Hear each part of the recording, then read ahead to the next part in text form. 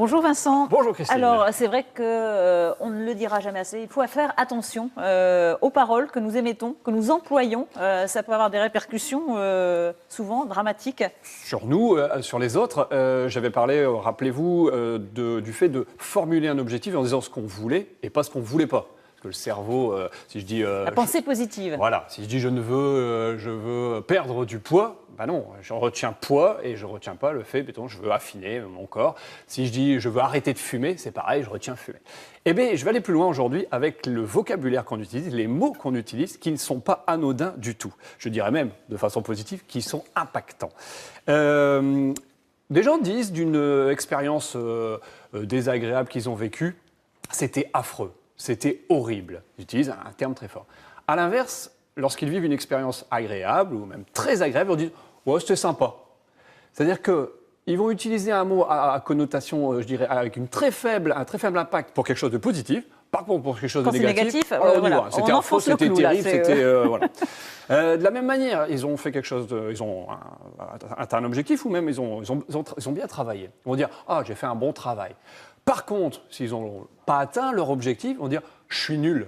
Oui, c'est terrible ça. On dénigre. On dénigre. Et non seulement c'est le mot nul qui est très fort, et en plus ils mettent « je suis ». C'est-à-dire qu'ils utilisent le verbe « être », qui est on pourrait dire un verbe intemporel. Oui, pour généraliser. Pour généraliser. Alors que finalement, c'est quoi? C'est l'action. Ça porte sur une action en particulier. C'est l'action que j'ai portée. Je ne suis pas nul en général, rassurez-moi. Exactement. Ben, oui, c'est un peu ça l'idée. Qui n'a pas engendré l'objectif que je voulais. Donc, je souhaite que les gens soient de plus en plus vigilants aux mots qu'ils emploient. Alors, qu'est-ce qu'il faut faire, justement? Alors, pareil, plutôt que de dire maintenant, moi, je ne crois plus aux échecs. De dire, voilà, j'ai vécu un échec. Non.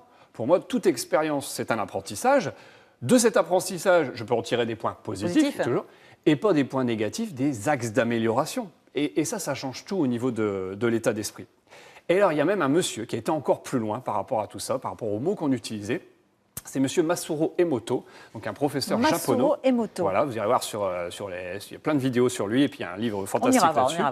Il a fait des expériences sur l'eau, il a fait des expériences sur les plantes, en mesurant l'impact des mots sur l'eau et sur les plantes. Pourquoi? Parce qu'après, il s'est dit, nous, le corps humain, on est fait à 80-90% d'eau.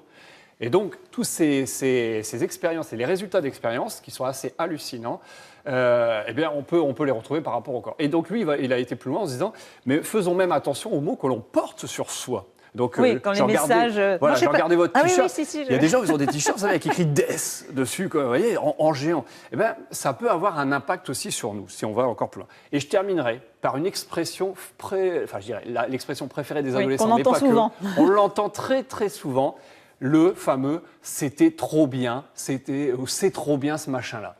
Alors, qu'est-ce que ça peut engendrer au niveau du cerveau, le « c'est trop bien » ? Ça peut engendrer inconsciemment, parce que c'est un automatisme, on peut dire « oh, je ne fais pas attention ». Ben oui, mais c'est trop bien pour moi. C'est trop bien dans le sens où... Je ne suis pas assez bien pour avoir ça, Je ne suis pas assez bien pour avoir ça, ou la vie n'est jamais assez bien pour obtenir ce genre de... Non, c'est très bien, c'est fantastique, ok, mais pas c'est trop bien. Voilà. Vous avez été parfait. Parfait, je ne sais pas, mais en tout cas, je cherche à m'améliorer. Merci beaucoup, Merci, Christine. Vincent.